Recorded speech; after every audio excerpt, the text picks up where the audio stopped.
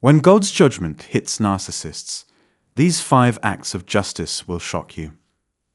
Have you ever found yourself longing for justice or even revenge against a narcissist who has wronged you? If you've been waiting for God to hold them accountable, let me offer you some hope. In today's video, I'll remind you that God delivers justice in His perfect timing and in His own way. He is the ultimate source of fairness and vindication. Narcissists cannot escape the consequences of their actions because the universal law of cause and effect always prevails. What you plant, you will eventually harvest. Stay tuned as we explore how divine justice unfolds. You might wonder, why is that narcissist living freely while I'm the one suffering? The answer lies in their temporary freedom. Yes, you are enduring hardship, but that pain is meant to shape and strengthen you. While you grow through this challenging process, they are granted a fleeting sense of freedom, only to lose it later in a more profound and devastating way. Experiencing loss after having everything intensifies the pain. This is what awaits them. When God, the universe, or a higher power decides it's time, they are struck down, left with nowhere to hide, and no escape from the truth. In today's episode, we'll explore 5 ways God brings justice to a narcissist. 1. They end up surrounded by people just like them. Narcissists are often given opportunities to change, and you were likely one of those chances. They were offered love and grace despite their difficult pasts. Maybe they experienced neglect, abandonment, or abuse in childhood. When they met you, you gave them everything: love, care, and support. If you're a woman, perhaps you acted like the nurturing mother they never had, sacrificing your needs to care for them. If you're a man, you might have become the father figure they lacked, providing stability and guidance. But no matter how much you gave, they exploited you. Now that phase is over. God allows people with similar traits to enter their lives. These new individuals, often manipulative narcissists or controlling psychopaths, mirror the narcissist's behavior back at them. They strip away control, manipulate their weaknesses, and dismantle their sense of power. These new people may exploit their finances, use their narcissistic tendencies against them, and push them into emotional collapse.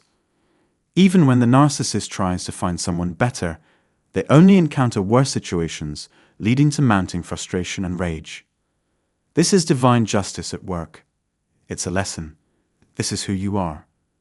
This is what you've done to others. Now you'll experience it yourself. So if you see a narcissist flaunting a new relationship, don't be deceived by appearances. That happiness might be an illusion. The new partner could be just as toxic, exploiting them and teaching them the same harsh lessons they imposed on others. I've encountered many cases where narcissists end up with equally destructive partners, and it's part of their karmic reckoning. All you need to do is watch and wait. You may wonder, if I've repeatedly encountered narcissists, does that mean I'm being punished too? Not at all. Your situation is different. Spiritually, this pattern might be a message. The universe is guiding you to recognize your worth, your strength, and your ability to break free from toxic cycles. These experiences are meant to catalyze your healing and self-discovery. Once you embrace your true value, you'll repel these kinds of people entirely.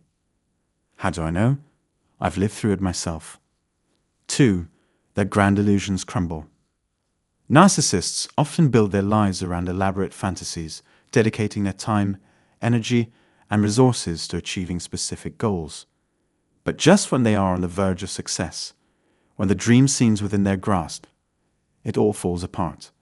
Their carefully crafted plans unravel, leaving them with nothing. Let me share a personal example. My father spent his life grooming me to be his psychological servant, obedient, subservient, and entirely devoted to him. He even once admitted that he prayed for a son who would be loyal and compliant, serving him forever. He described it as a confession, but here's what really happened. The narrative shifted.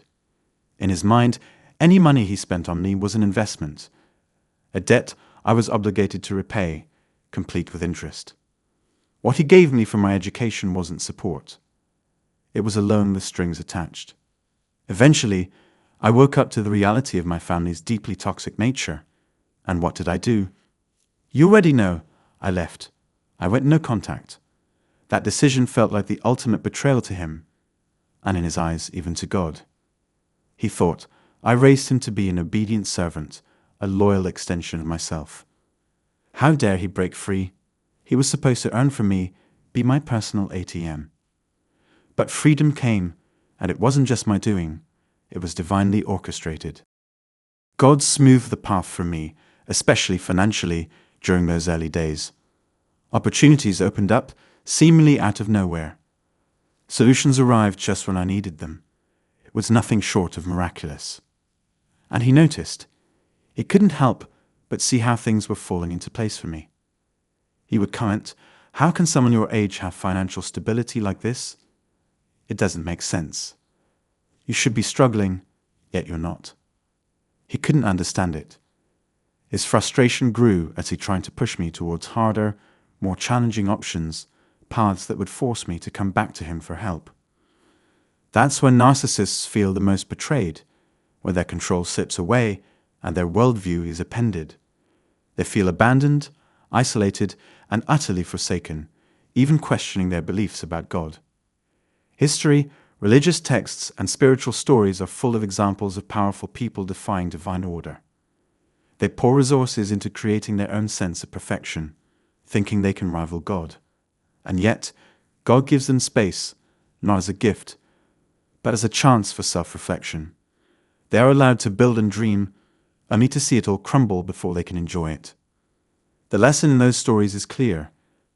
God gives opportunities for growth and self-awareness, but when darkness is chosen repeatedly over light, it ultimately consumes the person. 3. Narcissists are consumed by their paranoia. Paranoia isn't foreign to narcissists. It's a defining characteristic for many. To clarify, not everyone with paranoia is a narcissist. Survivors of trauma often develop paranoia as a response to their experiences, and it's important not to confuse the two. However, narcissists exhibit a unique brand of paranoia. They're constantly suspicious, convinced that others, be it family, friends, or even institutions, are out to get them. They think, my brother is plotting against me. My son wants to take my money. The government or some agency is spying on me. I recall my father saying absurd things like, don't turn on the TV, or we're discussing money, they might be listening. While concerns about data privacy and surveillance are valid to a degree, narcissists take it to an extreme. For them, it's not just about technology. They distrust their closest relatives, partners, or children. Imagine being in a parking lot with a narcissist. The place is completely safe, but they're convinced something terrible is about to happen. They'll panic, insist on leaving immediately, and even yell at you if you don't comply. Let's say you're injured and can't move quickly. They'll still demand that you run, disregarding your physical limitations.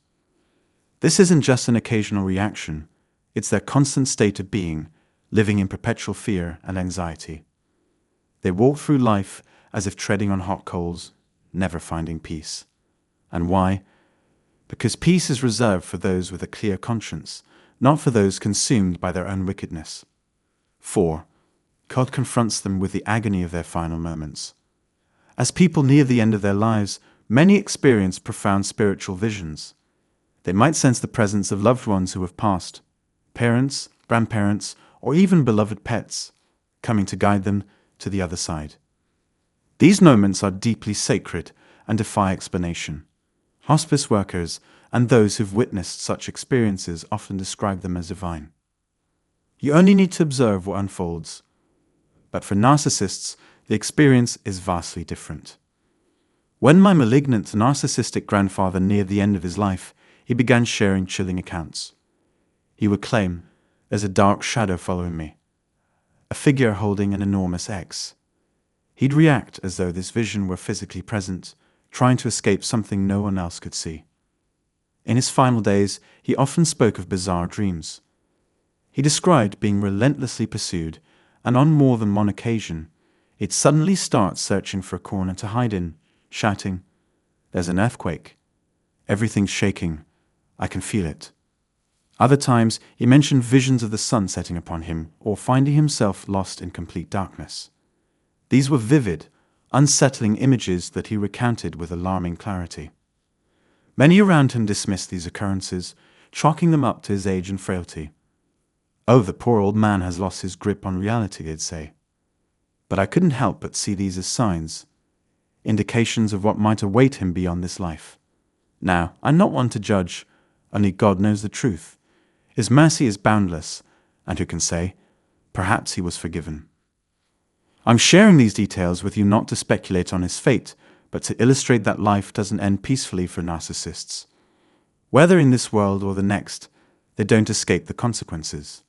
For those who believe in reincarnation, it's said they might return as something far from human, as a reflection of the life they squandered. 5. God allows them freedom, but it comes with a cost. Let me elaborate. Many narcissists are blessed with abundance, wealth, power, and status. Some of the most successful individuals, including influential billionaires and politicians, display traits of extreme narcissism or psychopathy. These individuals often achieve monumental success, climbing to heights that inspire envy in others. They are granted everything they desire, seemingly without limits. But this is not a gift of mercy. It's a test, a responsibility they continuously fail. And when their fall comes, it's catastrophic. Everything they've built is stripped away in ways so devastating that it's unimaginable. As they lose their power and wealth, they are left exposed, humiliated, and disgraced. Their downfall shatters the illusion they've carefully cultivated, revealing the emptiness beneath. This collapse is particularly brutal for narcissists because they've tasted the pinnacle of success and power. Having once felt untouchable, they are utterly unprepared to face life at the bottom. When their reign ends, they often find themselves subservient to others, an experience that utterly annihilates their inflated sense of self. Their fragile egos cannot withstand the weight of such a reversal, and they wither under the pressure. And so, this is the journey many narcissists face. What are your thoughts? Do you agree with these points? Share your perspective in the comments below. What do you believe God, the universe, or higher powers might do to hold narcissists accountable beyond what I've described? Let's continue this discussion in the next episode. Until then, as always, let the healing begin.